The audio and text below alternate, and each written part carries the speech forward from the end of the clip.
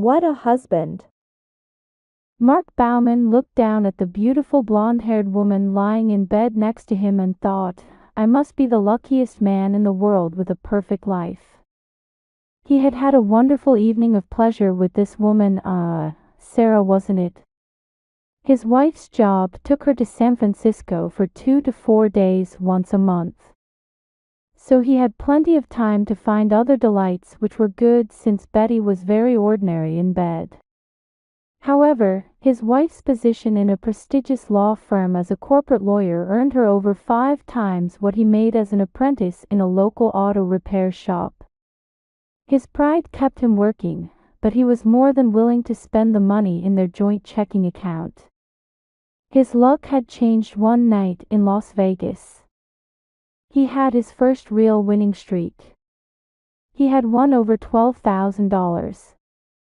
He had used most of it to win the heart of the pretty brunette lawyer. He had noticed her in a classy gray suit with a modest knee-length skirt playing the slot machines. She was on a week's vacation, the same as Mark. With the money in his pocket, he had found the courage to approach her. He wined and dined her with a passion. She had ended up drunk and in his bed every night until on Friday they had gotten married. He was still amazed at his good fortune. They had now been married for 9 months. Their schedules left them with little time together. As well as her monthly trips up the coast, Betty worked long evenings during the week. She had weekends off, but the auto shop had a set of self-service gas pumps which the owner liked to keep open on the weekend. As low men on the totem pole, Mark and Tom Riley had to work every Saturday and Sunday. Mark had Mondays and Tuesdays off. Mark felt the time apart allowed him to keep his independence. On the other hand, Betty kept trying to find ways to spend more time together. She made sure that on Saturday nights they could spend some time in bed. He was happy to keep her satisfied as long as he had time for other dalliances. The other constant complaint from his wife was about his refusal to do any housework or cooking. Since she almost always broke down and cleaned house at least every other weekend while he was at work and insisted on making a home-cooked meal that they could eat together at least twice a week and they could afford to carry out the rest of the week, he did not see the big deal. Besides, in his view, cooking and cleaning were woman's work anyway. Needless to say, he did not see how his life could get any better. He was looking forward to a long marriage. Sarah started to wiggle and slowly come to life. He leaned over and kissed her hard on the lips. Are you ready for another round? She gave him a quick peck on his lips and sat up. You may have today off, but I need to be at the restaurant by 7 o'clock. She worked at Sue's all-night diner just down the street from the auto shop, which was where they had met. She got out of bed. He watched her as she slid her panties up her legs with a slight wiggle. He enjoyed watching women dressing almost as much as undressing them. He watched her breasts being lowered into their C-cup bra, the attribute that had first attracted him. When she had the pink uniform with the white trim in place, she leaned over and gave him one last kiss. See you. I'll do my makeup at work. That way you won't have any chance to mess it up. Are we on for next month? Maybe. Ask me in a couple of weeks. He watched as she moved out the door. He could swear that she added an extra swing to her hips. In a few minutes, he heard the front door closed. He slowly rose out of bed and pulled on boxer shorts. He was contemplating what to do for the rest of the day when the doorbell rang. Maybe Sarah had decided that she had time for a quickie. He slipped on a robe and hurried down the stairs. As soon as he opened the door, he was tempted to slam it back shut. Standing there was their next-door neighbor from across the street, Sylvia Briggs.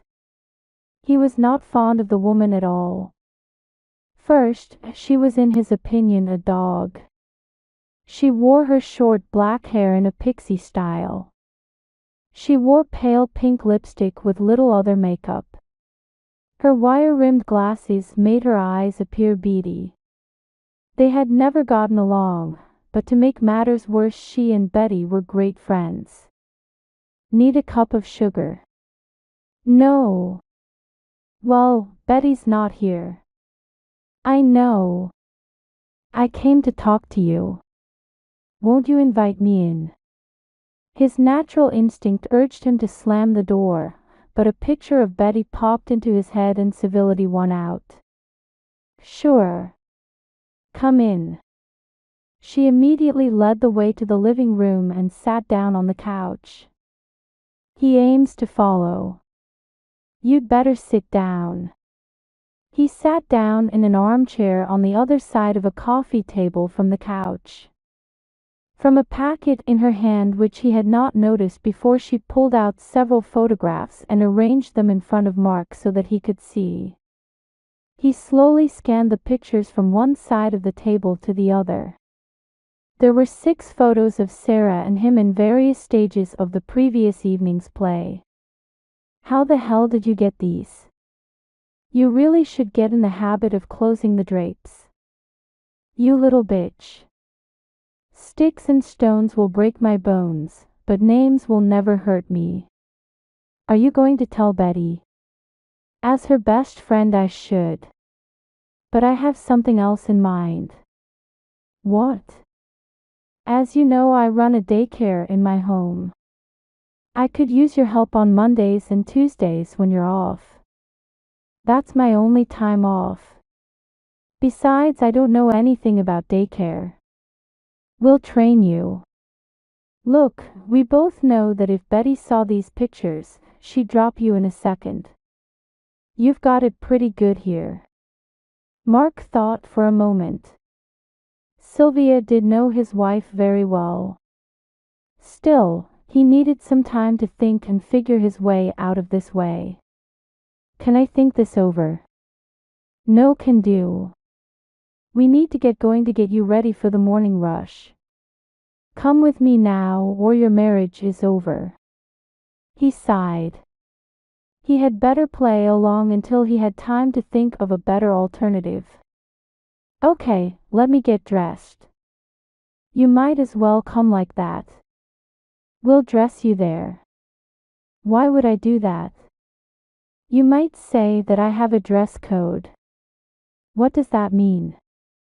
I specialize in caring for babies of single mothers. Most of them have been abused by men. I guarantee that only women will work for me.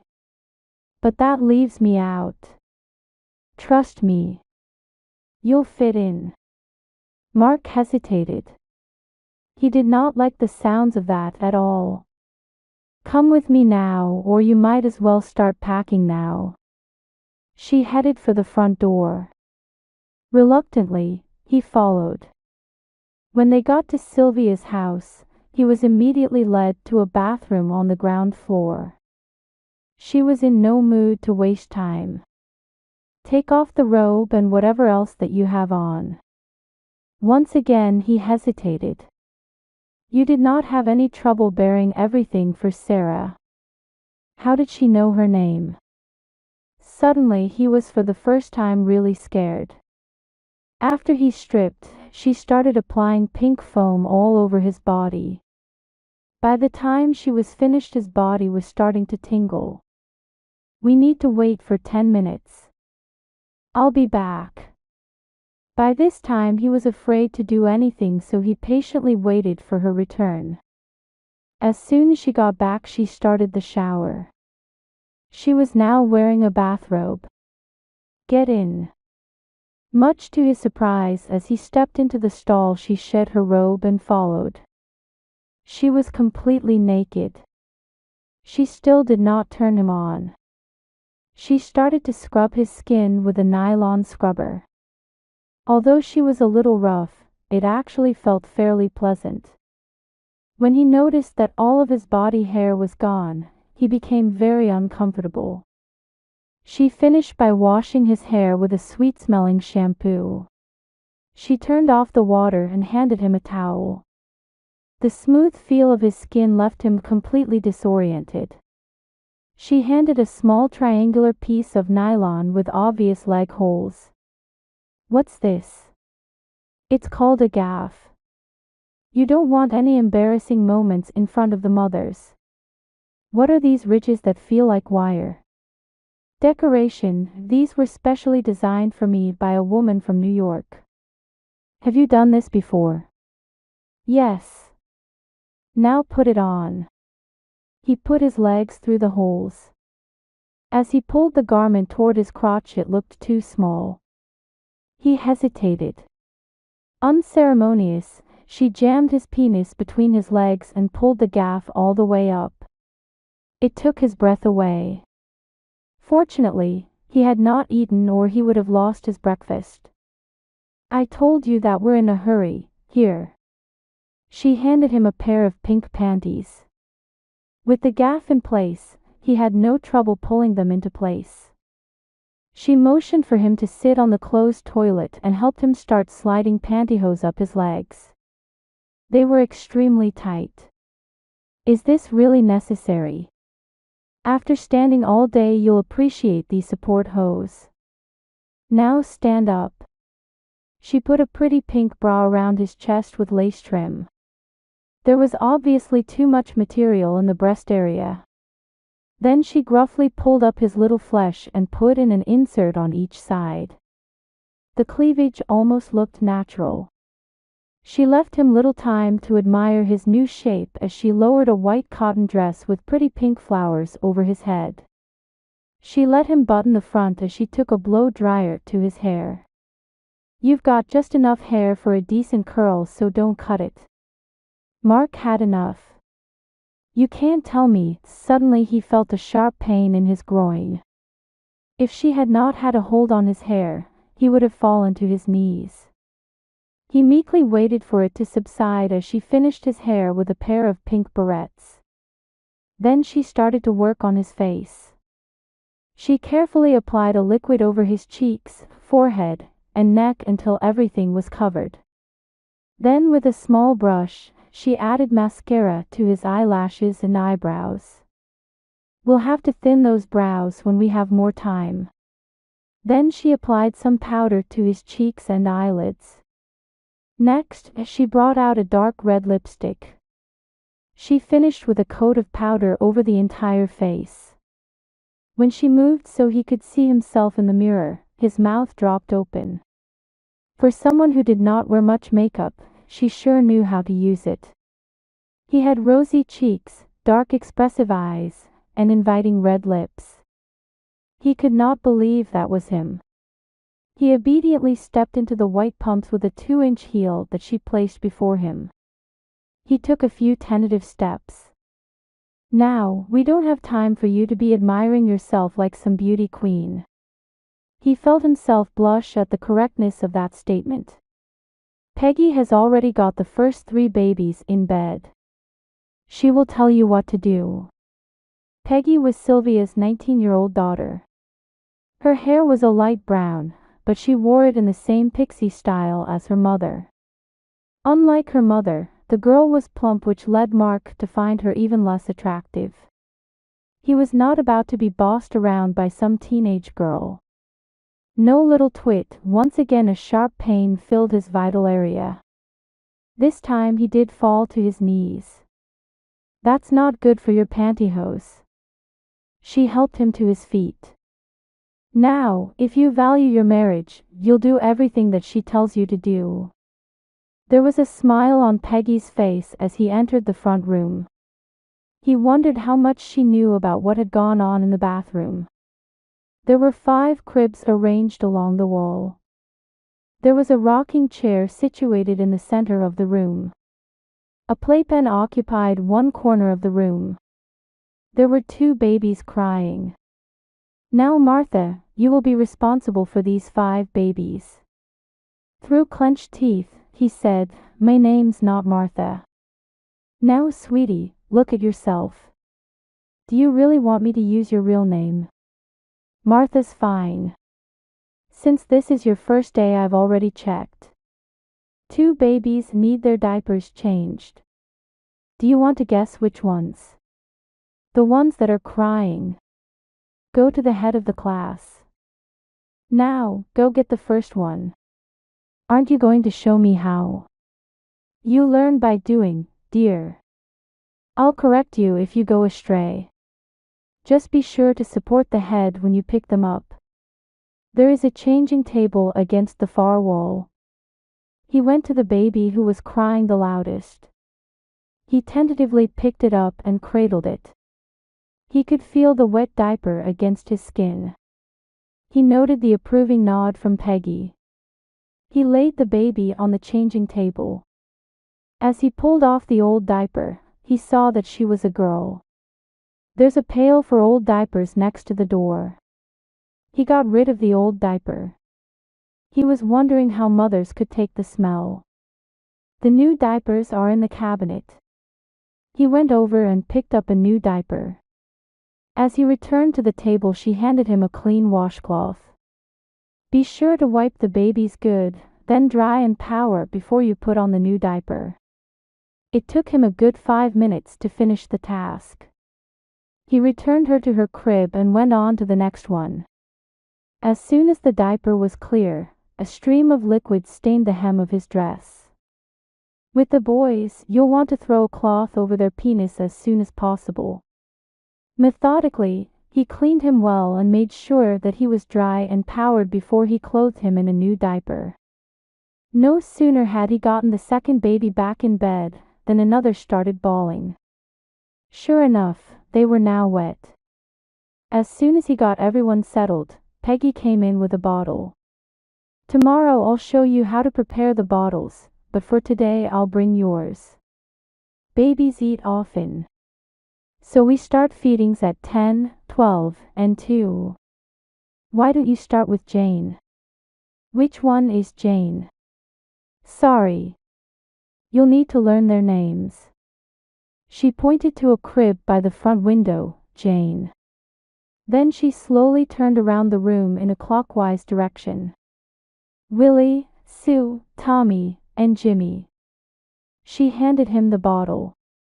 After picking up Jane and carrying her to the rocking chair, Mark found it a pleasure to finally be able to sit down.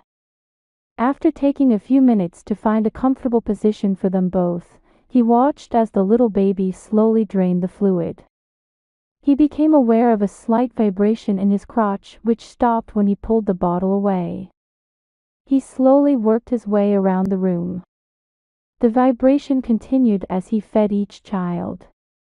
It was not an unpleasant feeling. In fact, he could sense himself becoming aroused. But he found it frustrating that his penis had nowhere to expand, so he had no way to release the building sexual tension. By the time he had them all fed, he was dying to jerk off. He even started to reach for his crotch when another painful jolt to his groin had him on his knees. About this time Peggy came in from the kitchen. Time to check their diapers again. And so the day went by, a continual succession of diapers and bottles. Sylvia came to check on him during the 12 o'clock feeding. A smile spread across her face as she watched him with Willie. She could swear that he was cooing. Martha, you look like a natural. You know that I could get you some drugs so that you could actually breastfeed them. He stopped and looked at her, the frustration and anger from the day slowly building. You little bitch, a sharp pain shot through him. He quickly returned the bottle to Willie's mouth so that the vibration replaced the pain. The day continued without a break. He was told that he should make sure that everyone got a turn in the playpen, no more than 3 at a time, yet another chore to eat away the time. By the time he was nearing the end of the final feeding, he could barely keep his eyes open. The vibration was still there, and darn, he was daydreaming about having a baby at his breast. As he was putting the last baby back in the crib, Peggy came in. You need to check and make sure that no one goes home with a wet diaper. He sighed and started around the room. About 4:30 the mothers started coming to pick up their children. Mark was introduced to everyone. Sylvia apologized that he was not able to meet them in the morning. Each mother felt the need to give him a hug and a kiss on the cheek. It felt more like family than a working relationship. Finally, all the babies were gone. Sylvia invited him into the kitchen for a cup of coffee, which he gratefully accepted. Sylvia, Peggy, and Mark were all sitting around the table talking about all the cute things that the babies had done that day. He shocked himself by contributing a story on the play. He could not remember ever being so tired. It was after 6:30 when he managed to find the energy to rise. As he headed for the front door, Sylvia pulled out a white dress with purple flowers from the hall closet along with a paper bag. She handed him the hanger that it was on as well as the bag. "You can wear this tomorrow. The bag has clean underwear." "I'm not doing this again." "Sure you are. You did really well." He was surprised when a strong feeling of pride welled up inside of him. Still, enough was enough. "I've never been so tired. It gets easier. Did I mention that you will get paid?" "How much?" "I can only pay minimum wage, but it's so fulfilling working with children." Mark could feel his male macho slowly returning. "I never should have done this. Remember, your marriage is at stake." "I still have the pictures. I'm no longer sure that it is worth it. Remember financial security. You'll never make as much as Betty. And did I mention that I videotaped your day here?" "What?" "I videotaped you. You were so sweet, changing diapers, feeding them their bottle, and playing with them. I bet your boss Harry at the auto shop would get a kick out of that. Has he ever seen you in a dress?" "You wouldn't." "Of course, I would. I think that you look so sweet." She leaned over and kissed him on the cheek. "See you tomorrow." Mark had no energy to fight. Besides, she could not make him show up. The way that he felt now, he might not wake up at all tomorrow. The walk to his house seemed so much longer than it had this morning. For a moment he did not think that he was going to make it. He climbed the stairs to the bedroom. He hung the clean dress in the closet. He kicked off the pumps. Boy, did that feel good. He unbuttoned his dress and let it slide down to the floor. He remembered that Sylvia had told him to soak it. So he went into the bathroom and found a bottle of detergent that Betty used to wash some of her work clothes. The box said to use cold water, so he filled the sink and added the prescribed amount of soap and added the dress. By the time he reached the bed, he could go no further. He climbed under the covers with the rest of the clothes still on. Just before he lost consciousness he thought, "No way can I take another day like this."